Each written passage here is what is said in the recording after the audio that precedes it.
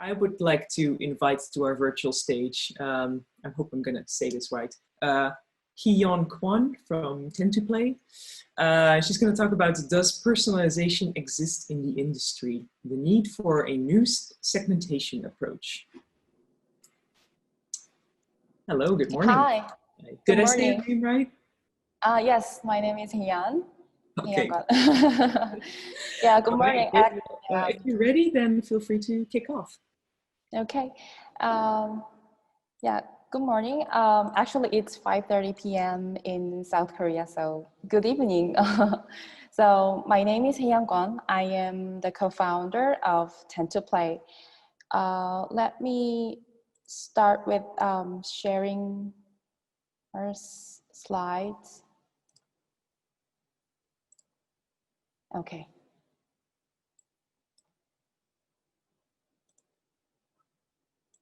Okay. So actually, this is our first time at PG Connect. So let me briefly. Oh. Sorry. Yeah. Let me briefly tell you about what we do. So we are a team of economists. So TENTUPLAY is an AI solution that provides analytics and personalized CRM for video games. So in this talk, I'm going to talk about the history of segmentation methodologies in the video game industry and a new approach to segmentation that you need for personalized live ops.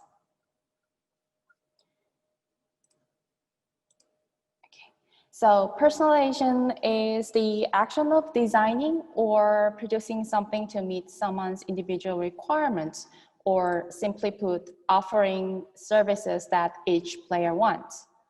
Then why do we want personalization in the first place? Because it is the best. It is the way to maximize retention and revenue by giving every one of your players exactly what they need. And that's what major services and content providers are trying to achieve. Amazon, Netflix, and Steam have developed their own recommendation system in the hope to cater each customer what they want or what they are most likely to choose and increase revenues. So to give what each customer wants, you should understand customers' different needs and wants. So to do that, you segment your players. To do that, you segment your players into smaller groups. And by segmenting your players, you are more likely to understand your players' diverse interests and needs. So you're more likely to give them what they want or will like. Then how are we doing it? So these are the most commonly used approaches to player segmentation in the video game industry. They are ordered in a chronological order from the oldest to the newest. With technological advance, we've become able to collect and process more and more data so has changed market segmentation. So let's take a look at the first one. Demographic segmentation is dividing your players into segments based on demographic information like age, gender, geography, etc. So it's one of the oldest ways to categorize customers and is still very widely used. It's probably because it is really simple. You measure only 3 to 4 factors and it's really easy to measure. However, it does not give you insights that are meaningful enough because there are usually no significant differences in players across demographics. According to a journal published in 2005, Gabriel Jacobs and his team conducted a survey of gamers to measure their game playing behaviors. And he found out that differences are far less significant with respect to the standard age range comparison, and also suggested that game developers should seriously consider on attitude experience segmentation.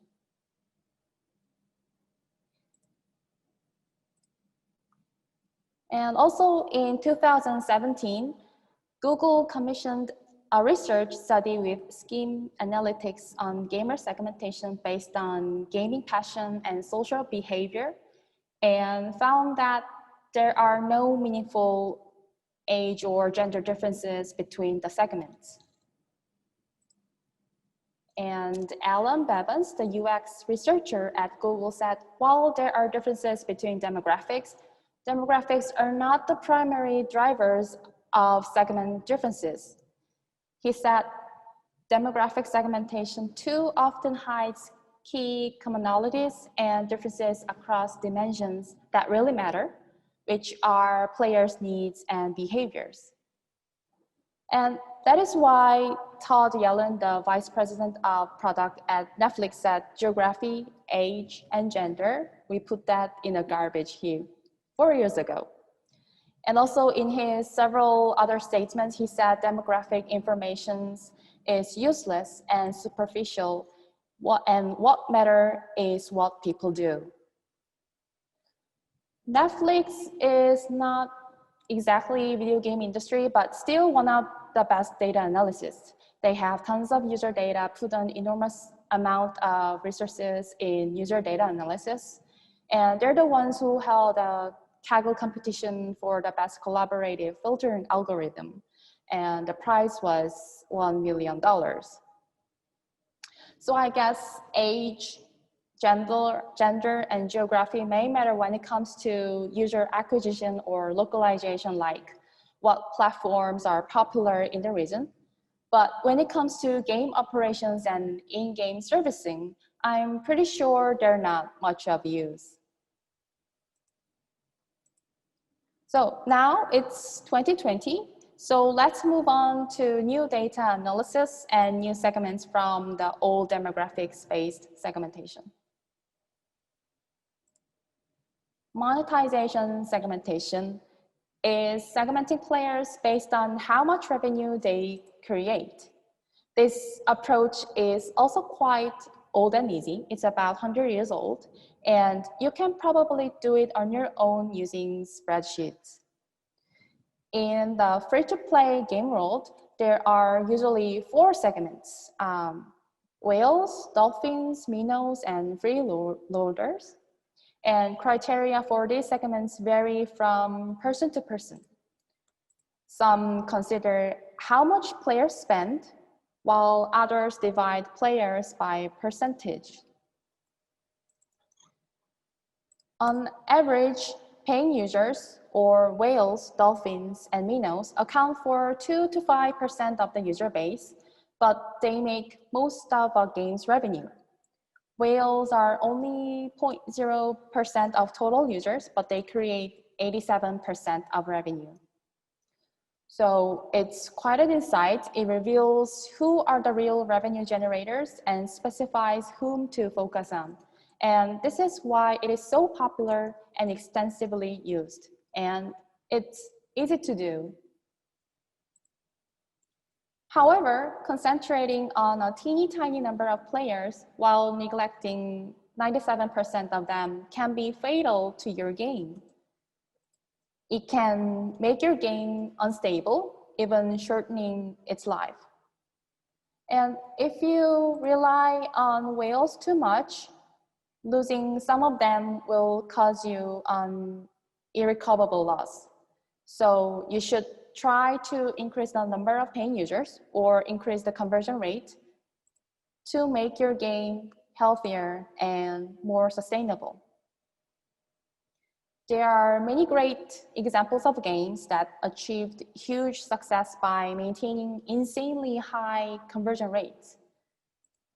King's Candy Crush Saga, its conversion rate is 30%. Fortnite, about 70% of its players said in a survey that they have made in-game purchases. A few years ago, a monetization consultant, Nicholas Lovell, gave a talk at GDC, and he brought up this 3-parted free-to-play funnel to explain, retention should come before the monetization. So if you want to have whales, you should have players first. And according to game analytics, it takes 18 days for whales to make their first purchases, and dolphins 12 days, and minnows 8 days. So you should keep players as long as possible to maximize the chances of them switching from freeloaders to whales. And Lovell also mentioned whales need freeloaders because freeloaders make them feel special, like showing off, having followers, being more skilled and more successful is all whales care about. So if you don't have freeloaders, you won't make as much as you would with them. Thirdly, history-based segmentation. So you can also segment players based on their history and usually purchasing history. It's quite a new approach. It's become possible because of technological advancements in data storage and processing. And it requires much more data and more complex methods, and it's difficult to do on your own. Amazon analyzes customers' purchasing history, browsing history, customer feedback, and many more for its recommendation systems, like customers who bought this item also bought and frequently bought together.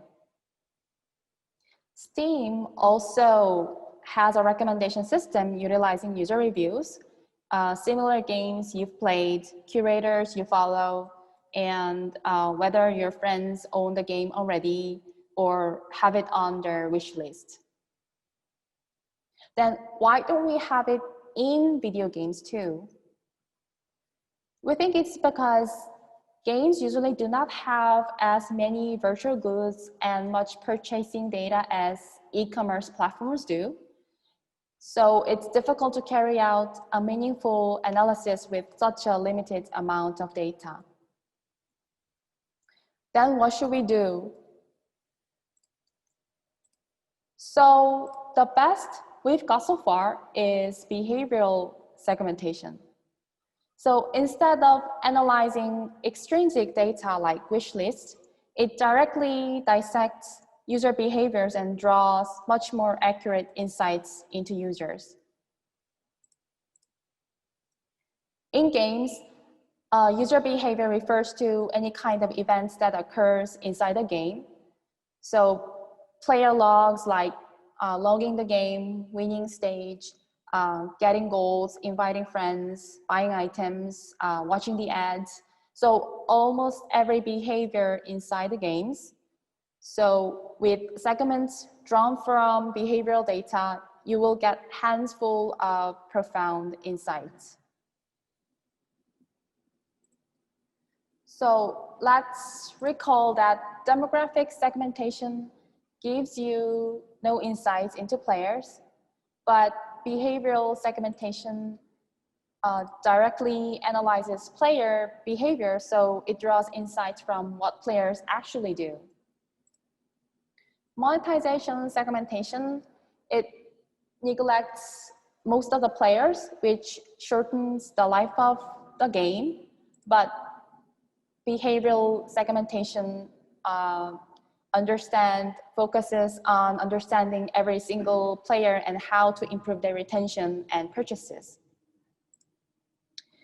History-based segmentation, the games does not have sufficient purchasing histories, but behavioral segmentations collects all behavioral data about players from item acquisitions to level up speed.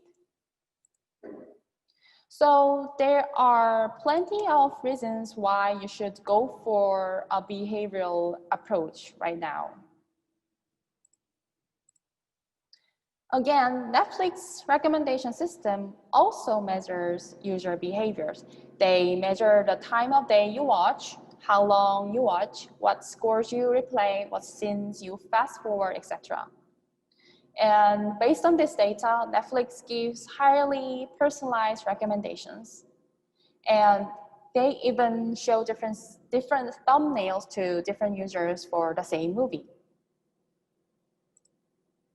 And also last year, Steam introduced a new interactive recommender, and it does not use extrinsic data that users intentionally create, like tags, wish lists, review scores. Instead, it learns what users actually do. It looks through billions of play sessions to capture different play patterns. Steam said if players with broadly similar play habits to you also tend to play another game you haven't tried yet, then that game is likely to be a good recommendation for you. But this behavioral approach is already adapted in marketing and user acquisition for video games, but not yet in in-game operations and in-game servicing. So let's look at what it looks like. Let's see what it looks like if you implement it in game operations. So Sam is one of your players. She always plays one specific character. It must be her favorite, but maybe it's too weak. So if you know this playing style of hers, you will be able to assume that she probably hasn't leveled up much lately because she's stuck with her precious but weak character. Then you may come up with an idea to give her some advice on how to make her favorite character stronger, or what new characters to try to level up. If you do give her such an advice, she may move on to the next level and keep progressing, which contributes to higher retention. This is another player, Dave. Ever since joining the game, he has been playing PvP all the time, although he rarely wins. And if you have this information of his playing styles, you can reason that he may be a bit obsessed with high ranking positions, and that if he keeps losing like that, he will soon get frustrated and leave the game. Then you may try to help him to get more wins by telling him what strategies or item recommendations best PvP players, item combinations best PvP players use. Then he might make his first purchase, as being one of the best PvP players is exactly what he's been craving for. And this approach works best in games, since game servers can get the data of almost every moment of players' gameplay, but it may require a lot of work for data collecting and processing. So probably it will be difficult to do it on your own unless you get help from AI. And that's where TENTUPLAY comes in. TENTUPLAY helps you from collecting behavioral data to providing players with personalized care inside games. So once you install the SDK into your game, TENTUPLAY AI will collect and analyze player logs, segment players by their behaviors, organize the analysis results and draw insights, and lastly, provide personalized in-game services. So in case of our solution TENTUPLAY, all the criteria, metrics, and logging systems are predefined by our data analysis, and our AI analyzes player behaviors and segments them into 28 personas by playing styles. This is our dashboard. As you can see, AI has automatically divided into segments based on playing styles, smart and busy, character collector, PvP from the beginning, character skill follower, and many more. And you can get analysis results of each segment and learn various interests and needs of your players. And among these segments, TENTUPLAY tells you the notable ones. With this feature, you can easily focus on players you should take care of. Also, TENTUPLAY tells you in which stage and at which level each segment leaves the game. So you can provide the right message at the right time before they leave. Additionally, TENTUPLAY tells you what items are popular within the segment so that it is easy to recommend the right item for the right person. So based on what you've learned, you then move on to providing personalized services to encourage retention and in-game purchases. So let's bring back Sam, the underdog lover. So her problem was she sticks to a weak character that will make her keep losing and lose interest in the game. Then you can give her some instructions on how to enhance her favorite character or introduce her better characters to play so that she can get more wins and keep progressing. So TENTUPLAY automatically creates and sends in-game messages containing strategies and item offers for each segment. So giving personalized in-game service to players based on the behavior segments, it has proven very effective in improving retention and revenues. So one of our portfolios has their games retention rate increased by 13% and conversion rate increased by 94% after sending these personalized strategies and item offers. And also in the case of another client, day 4 retention increased by 8%. So as conclusion, does personalization exist in the video game industry? My answer is not yet, because we haven't implemented the right approach to understand our players. But now you can directly look into players' behaviors and find out what they really want. However, it can be overwhelming because of the way games are. There are too much data of your players you can get from a game. But if you automate the process, you can do it if you automate the process. And you can analyze your players' behaviors, learn different needs, and offer personalized services to make your game more successful. So yeah, that's all for my session. Thank you for listening. And if you have any questions, please, I'll be happy to answer. Thank you. All right, great. Thank you so much for the talk. And yeah, we do actually have a few questions that came in. Two questions that are kind of very similar. Does TENTUPLAY make sense for like a casual word puzzle game? And another question is basically the same, asking for card games. So overall, I think this question is more about casual content. What could TENTUPLAY do for them? Okay, so as long as the casual game also have player content, I mean, for example, in the card game, if you can get the data of what card the players choose, or how many goals they earn from each stage, as long as we have the data related to players' behavior, yes, it does work. Mm-hmm. All right. Great. I saw that so far. I saw that one of your colleagues is also actively logged into the Discord. So if you have more questions, then they have several ways to reach out to you. That's great.